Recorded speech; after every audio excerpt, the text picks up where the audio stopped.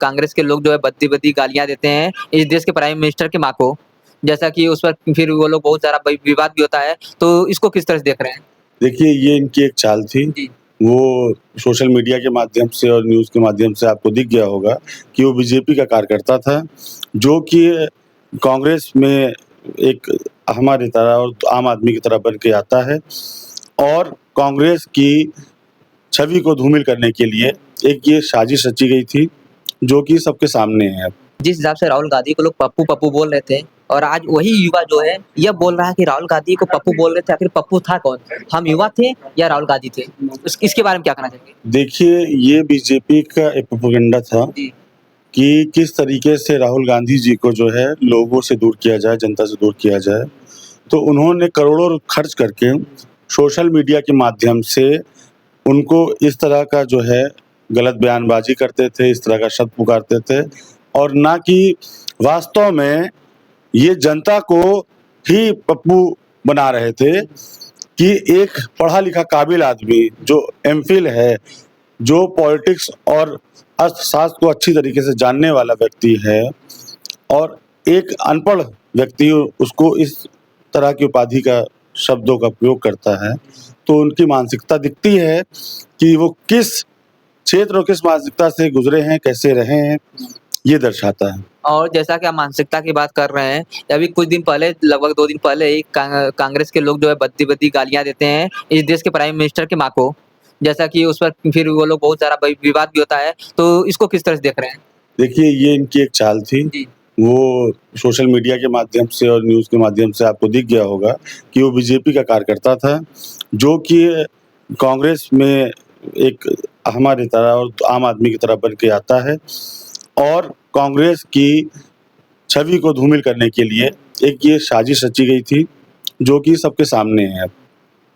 और माननीय राहुल जी और कांग्रेस का हर कार्यकर्ता वो हर प्रत्येक व्यक्ति की सम्मान करता है, जो भारत नागरिक है या किसी भी देश का नागरिक है, कभी भी उसके दिल को किसी प्रकार की ठेस नहीं पहुँचाई जाती है। ये हम लोग की संस्कृति है।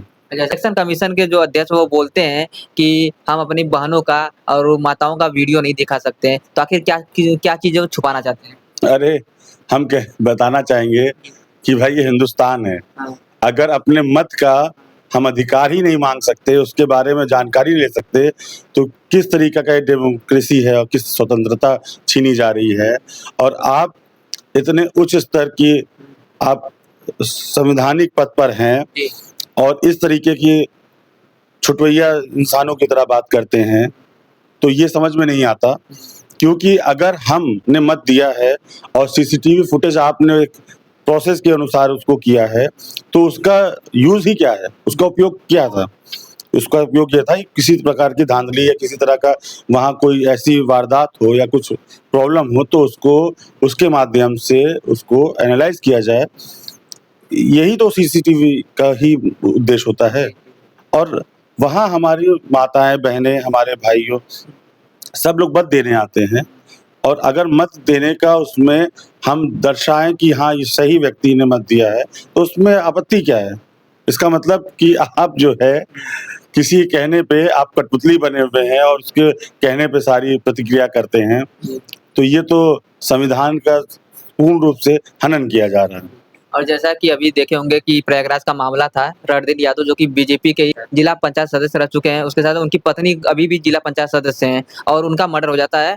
तो इसको किस तरह से देख रहे हैं कि बीजेपी के शासनकाल में बीजेपी के लोग सुरक्षित नहीं हैं, तो आम आदमी कहाँ सुरक्षित रहेगा? अपराध इस तरह फैला हुआ है कि आज बहू-बेटियाँ सुरक्षित नहीं हैं।